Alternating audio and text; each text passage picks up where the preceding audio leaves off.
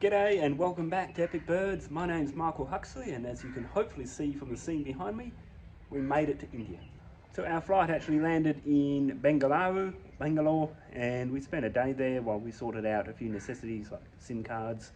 And after that we caught a train down to Mysuru, formerly known as Mysore, to check out the absolutely spectacular Mysore Palace. After Mysore, we caught a 10-hour overnight bus all the way up to Hospet, which is just outside of Hampi. Now, Hampi is a remarkable place in southern India. It's literally littered with hundreds of ancient ruins from the 7th century, and you could spend days here exploring all of the different ruins. It's absolutely spectacular. We spent 2 days hiking around the area, and of course along the way I've seen quite a lot of birds. So what I'm going to do is show you some photos from the trip so far of a few of the different species that I've seen, primarily around Hampi. So this was a very lucky find. This is the yellow-billed babbler, which is confined to southern India, and this area around Hampi was my last chance to see it. So I was very lucky to come across a group of about 10 birds just foraging among some bushes in amongst the boulders. This is a blue rock thrush which was hanging out among the ruins in Hampi. I've seen large numbers of Asian green bee-eaters, both in the resort grounds but also around the Hampi ruins. Probably the highlight for the trip so far in terms of birds has been these wonderful spotted owlets, which are tiny little owls. They're only 20 centimeters in length, and there's 4 of them living in the resort grounds where we're staying at the moment. At night you can see them dropping down from the palm trees onto the lawn hunting, but during the day they're sitting in amongst the palm fronds. This is the male purple sunbird, a species I was surprised to see in the gardens of the hotel. The male's body is covered in iridescent purple. This is a male Indian robin. So there are large numbers of sunbirds in the gardens in the hotel where we're staying, and this is actually a male purple rump sunbird. You can actually see the bright purple rump on this species.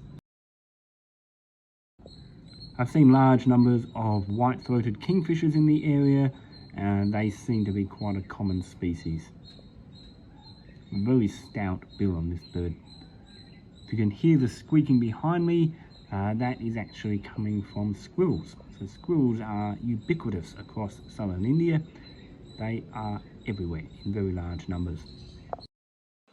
This morning I was lucky to encounter a group of 3 oriental magpie robins.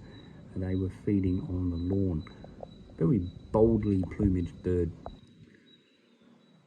There are large numbers of Asian corals around the hotel grounds. Not something that I've had much luck photographing in the past, but since they're resident in the hotel grounds, these birds seem quite approachable, and I've been lucky to not only see the males, but also the female. So back in Australia, I've only ever seen the male corals, but over here I've managed to see 3 or 4 females, and they certainly have beautiful plumage, very different from that of the male. This is a common tailor bird, reminds me very much of a white-browed scrub wren in terms of its behaviour.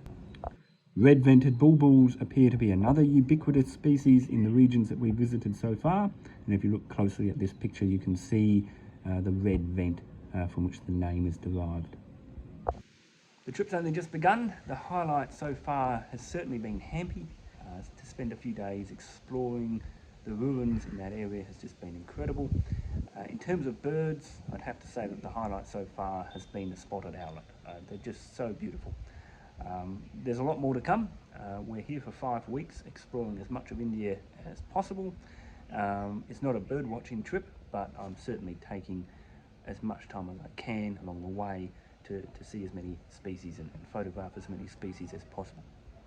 So there will be a few more updates along the way, but of course when I get back, that's when I'll actually start editing the video properly, and I'll be putting together some documentaries about our travels and also about the birds and wildlife in India.